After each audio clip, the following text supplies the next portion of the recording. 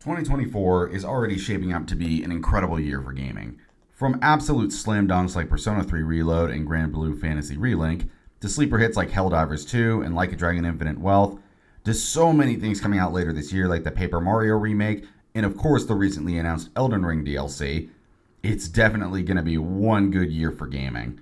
But out of all these titles, there's one that I've become a lot more interested in as of late, and that's the Vanillaware tactical RPG known as Unicorn Overlord. Now, unlike other games like Metaphor ReFantaso or Trails into Daybreak, this really wasn't on my radar as much when it was announced. It looked cool, sure, but I wasn't really giving it the time of day. But then the demo released and I finally gave that a try. Now that I've played it, I can definitely say this is on my radar more than ever. But why? What changed my mind? Well, how about we talk about what I thought worked in this demo and what I think didn't. Without further ado, let's begin. As usual with my videos, I want to go over what I loved about this demo before getting into my issues with it. First off, I absolutely adore how this game looks. I thought Unicorn looked great in the trailer we got for it during the Direct, but seeing it in action was even better than I had imagined. From the beautiful looking cutscenes that hold incredible amount of artistic charm, to the excellent looking 2D HD models on both the battlefield and overworld, to the incredibly stellar battle animations like character attacks, blocking to reduce damage and dodges, and of course the magic spells. You can tell the creators spent a good long while making sure everything looked as good as possible, and it has me genuinely excited to see what the full game is going to look like when it drops. Of course, it's not only the game's graphics and animations that I love. I thought the gameplay was great as well. Unicorn Overlord is a tactical RPG that places emphasis on completing objectives set in front of you before your timer runs out. You liberate towns, engage in turn-based battles on the field, so on and so forth. And at first, that seems like a pretty generic game format. But Unicorn Overlord shines thanks to the small additions that make the game more engaging. For one, you can't just send out groups of your party willy-nilly. See, in order to set out a troop for battle, you have to pay a valor point. And while you do get a few free ones at the start, you have to earn more in order to send out more troops, which makes your team building and which ones you send out first much more important. Because if you fuck up your team builds and send out the wrong ones, you can end up making the mission much, much harder for yourself as a result. So how exactly do you get more valor points? Well, you can get them through multiple ways, like defeating enemy forces or liberating towns. They may add more in the actual game, but if they don't, I'm fine with these amount of options, as in my opinion this is a perfect amount. Not too many, not too much. Of course, that isn't the only thing to worry about, as you have to also focus on stamina as well. Instead of being able to just throw your strongest party members at enemies over and over again, they now have a stamina gauge that dictates how many times a group can battle before getting tired, and being unable to participate in combat as a result.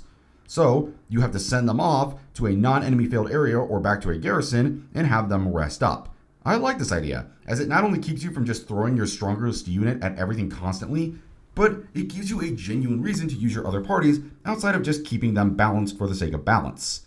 That is still not all the combat though, as there's actually much more to it. For example, things like classes play a large role in gameplay, and even placement of your units matter. An example would be placing a gladiator class in the front row due to utilizing their high HP and ability to hit the entire front row. Or you could put an assassin up front, thanks to their high evasion stats, allowing them to dodge a lot of the attacks. Or you could choose to put something like a mage in the back row due to not being the best at taking hits. Or you can put something like a soldier there so they can use first aid on the person in front of them. Or even placing an archer behind a heavily armored soldier to defend them so you can take out griffin knights easier. This also ties into the enemies as well, as enemies with spears can pierce entire rows, damage everyone behind it, and do basically everything you can. So if you're not paying attention, you can actually damage yourself and cause a party member to die, making you have to use up an item or just go back to the garrisons to save them. It is way more fun than I expected it to be. I haven't played a whole lot of tactical games, but goddamn, this might be one of the most fun I've played. Definitely makes me want to play more. Now, after every battle, you get into the second half of the gameplay, and this is the overworld sections. See, every time you complete a level, you can go to the overworld where you just battled in and do things like increase the amount of units you can have, get some new equipment, buy items to heal your party members, hire new members for your crew, test your team with mock battles, do side quests, etc., etc. I don't think it's as exciting or addicting as the gameplay of Battle, but it is a nice little touch and gives you a small break from the combat so it doesn't get repetitive. And that's it for gameplay, and for my first part in general. So let me go over what I think didn't work. So with Unicorn Overlords demo, I couldn't really find a whole lot of things to get upset about. Which, of course, is great, don't get me wrong. That actually makes me even more excited for the game with how little I had to complain about. But I don't think the demo was perfect. There were two main things that I genuinely had an issue with, and I want to talk about them now. First and foremost, there's a certain aspect of the story I wasn't a fan of. Now, the story has me very excited.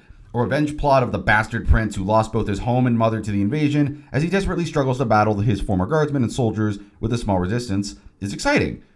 And for what it's worth, the story's presentation and pacing so far, thanks to the demo letting you experience some of that, is good. But there's one small issue I have with the story, and that is the reveal that the new ruler Gladius is using mind control magic on former guards of Alan's home. And to be honest, I'm not a fan of this idea. I've never really liked the idea of using mind-controlled former allies, as I feel like that kills tension and any sort of emotional weight.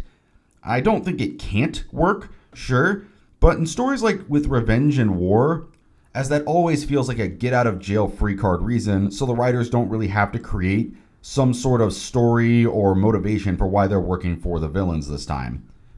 It's not a huge issue, especially considering that the rest of the story, like I stated before, seems very interesting, but it is my biggest gripe so far. I do have some hope that the whole game won't be like that, but we'll see.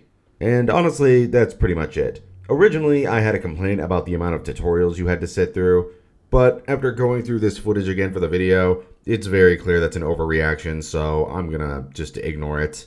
So how about we move on to my final thoughts then?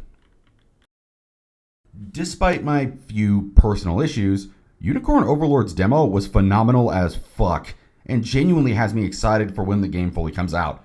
Definitely gonna pre-order it later this week when I get my paycheck from work for sure.